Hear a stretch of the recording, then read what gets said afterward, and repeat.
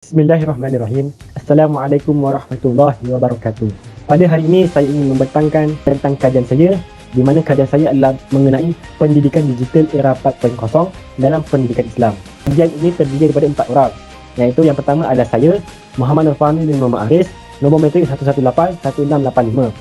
Dan yang kedua Raja Nur Zafirah binti Raja Muzaffar Shah 118-0032. Dan yang ketiga Muhammad Afif bin Muhammad Hanafiah 118-1673. Dan yang terakhir Nur Izzatul Balkis binti Yusri 118-1675. Pendahulu adalah bahagian saya, di mana saya Muhammad Nur Fahmi bin Muhammad Aris.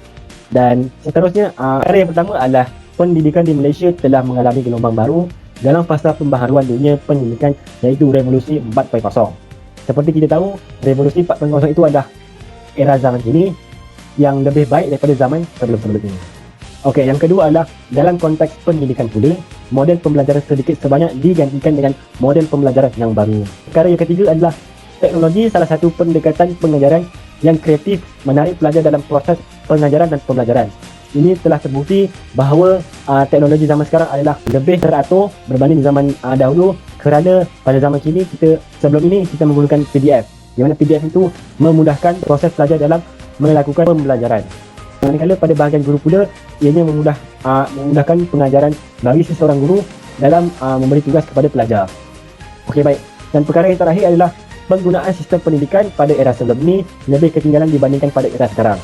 Ini adalah isi-isi untuk pendahuluan.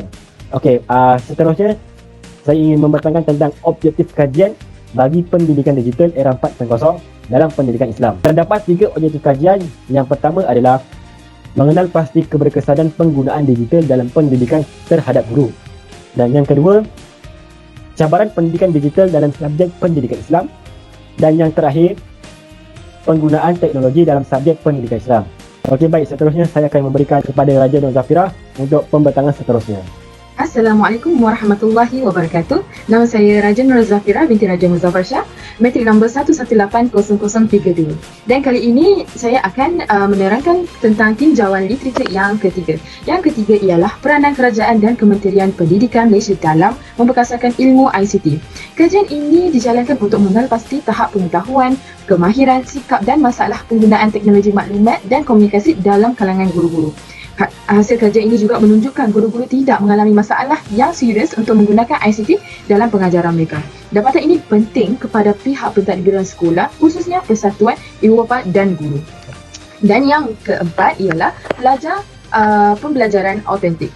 Pembelajaran autentik ini, hasil dari kajian ini merupakan deskripsi dari penilaian autentik sebagai suatu proses evaluasi terhadap hasil belajar dan pelajar dalam mengaplikasikannya di kehidupan nyata. Justru itu, penilaian autentik ini dapat membantu pelajar untuk menggunakan pengetahuan akademik dalam konteks dunia nyata untuk tujuan yang bermakna.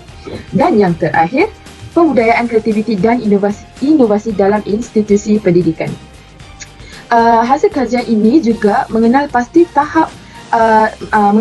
penglibatan dan penyertaan pelajar dalam pertandingan berkaitan inovasi dan kreatif, dan juga mengenal pasti tahap pencapaian pelajar dalam pertandingan inovasi dan kreatif yang mereka sertai, dan juga mengenal pasti pelajar yang aktif menyertai pertandingan inovasi dan kreatif berasaskan tahun pengajian. Seterusnya saya akan menerangkan tentang tinjauan literatur. Kami mengambil media sosial sebagai media dakwah. Media merupakan faktor penting dalam proses komunikasi pada hari ini, dan media juga menjadi perantaraan komunikasi Islam sebagai saluran bagi menyampaikan idea, maklumat, mesej dan dakwah.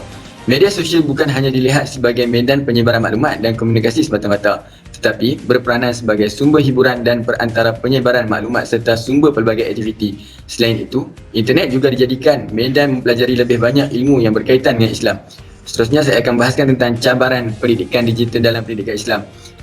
Islam berpandangan pendidikan perlu bertindak menjangkaui sekadar melahirkan modal insan berpengetahuan, tetapi ia harus mampu melahirkan insan yang syumul melalui pembentukan kognitif, fizikal dan spiritual.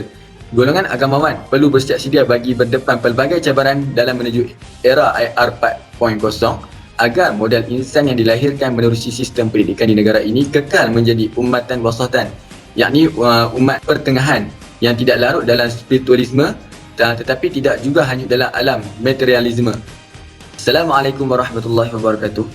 Nama saya Muhammad Afiq bin Muhammad Hanafiah. Nombor metrik 1181673. Seterusnya, saya akan menerangkan tentang metodologi kajian.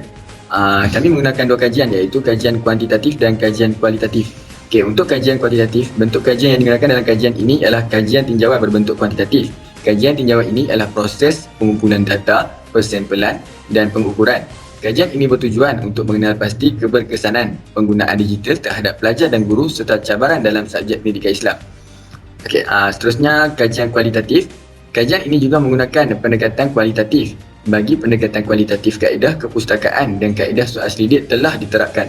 Kaedah kepustakaan dilakukan dengan merujuk bahan dalam bentuk sumber bertulis seperti buku akademik, jurnal, tesis dan lain-lain yang berkaitan dengan pendidikan digital dalam mata pelajaran pendidikan Islam. Kaedah soal selidik pula dijalankan bagi tujuan mengenal pasti keberkesanan para pelajar dalam mengaplikasikan penggunaan pendidikan digital bagi subjek pendidikan Islam. Nama saya Nur Izzati Balqis binti Rizki, nombor metrik 1181675.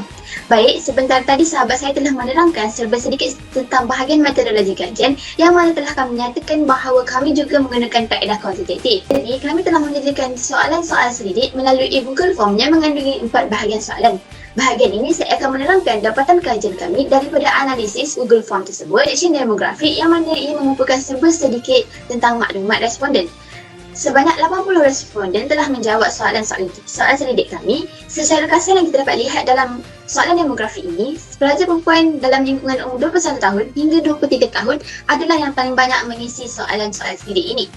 Baik, kita teruskan kepada section B yang kedua. Section B iaitu adalah untuk menguji tahap keberkesanan penggunaan aplikasi digital dalam subjek pendidikan Islam terhadap murid dan guru. Section ini mengandungi 6 bahagian soalan. Soalan pertama, sebanyak 28 orang yang telah bersetuju tentang pernyataan ini.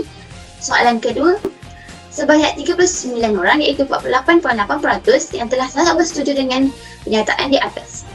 Soalan ketiga, sebanyak 44 orang daripada responden kami telah sangat bersetuju dengan kenyataan di atas. Soalan yang keempat, sebanyak 36 orang daripada responden kami telah sangat bersetuju dengan kenyataan di atas. Soalan yang kelima, 38 orang daripada responden kami telah bersetuju dengan kenyataan tersebut.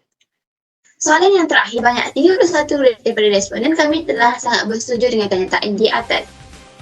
Jadi, dari bahagian ini dapat saya simpulkan bahawa penggunaan aplikasi digital dalam subjek pendidikan Islam memberikan kesan yang baik dan positif terhadap murid dan guru. Baik, kita teruskan pada section C iaitu mengenal pasti cabaran yang sering mereka hadapi ketika mencari maklumat menggunakan aplikasi digital.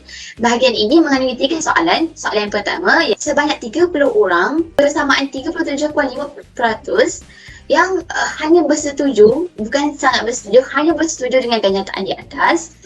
Soalan kedua, sangat setuju dengan kenyataan di atas, seramai 31 orang. Soalan yang terakhir, responden telah memilih sangat setuju, seramai 35 orang. Dalam section ini dapat saya simpulkan juga, jadi tidak dapat dinafikan bahawa penggunaan aplikasi digital dalam subjek pendidikan Islam juga terdapat beberapa cabaran dan sudut negatifnya juga.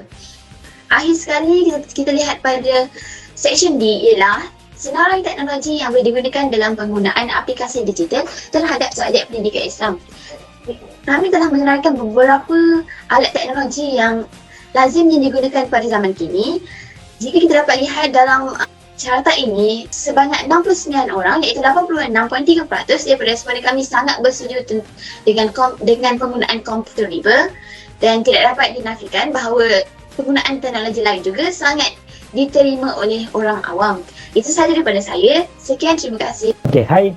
Kita bertemu lagi. Pada kali ini saya akan membentangkan kesimpulan dan kesimpulan ini kita merangkumi keseluruhan daripada kita punya kajian.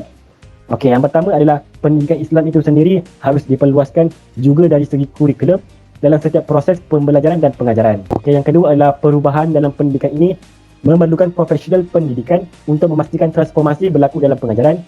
Dan yang terakhir adalah berkenaan dengan era 4.0, pendidikan Islam rela memasuki era digital kerana pendidikan Islam sendiri memiliki aspek yang kuat dalam membentuk manusia yang seimbang di dunia dan di akhirat. Terhabisnya isi ketiga ini, maka tamatlah sudah pembacaan kami. Kami memohon maaf atas kecacatan daripada pembacaan kami. Mana yang kurang itu datang daripada kami dan mana yang baik itu datang daripada Allah. Sekian, wabillahi taufiq wal hidayah. Assalamualaikum warahmatullahi wabarakatuh.